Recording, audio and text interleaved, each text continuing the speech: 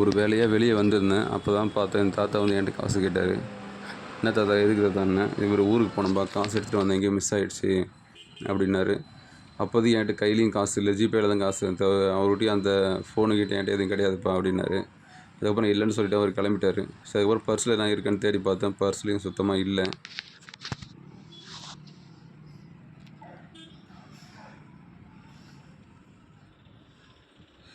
சரி, அதுக்கப்புறம் என்ன பண்ணுறது, இதுக்கு இப்படி பண்ணால் சரி வர சொல்லிட்டு பக்கத்து கடைக்கு எனக்கும் ரொம்ப கஷ்டமாக இருந்துச்சு. பக்கத்தில் அக்கா கிட்டே போயிட்டு பூக்கடையில் 20 ரூபா ஸ்கேன் பண்ணி ஜிபேயில் 20 ரூபா வாங்கிட்டேன். அக்கா திட்டினாங்க, ஏன்பா அப்படின்னு.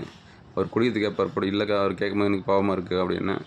சரி ஓகேப்பா இருந்தாப்பான்னு சொல்லிட்டு கொடுத்துட்டாங்க. அதுக்கப்புறம் தாத்தா அவர் எல்லாக்கிட்டையுமே கேட்டுட்டு இருக்காரு, யாருமே கொடுக்கல, ஒரு ரூபா கூட கொடுக்கல. அதுக்கப்புறம் நம்மளே இப்போ எடுத்துகிட்டு போயிட்டு அவர்கிட்ட 20 ரூபா கொடுத்துட்டு, சரி பார்த்து போயிட்டு வாங்க தாத்தா அப்படின்னு சொல்லியாச்சு. இது மாதிரி உங்களால் முடிஞ்ச உதவி மற்றவங்களுக்கு ஹெல்ப் பண்ணுங்கள். நான் பண்ணது சரியா தப்பான்னு கமெண்ட்டில் சொல்லுங்கள்.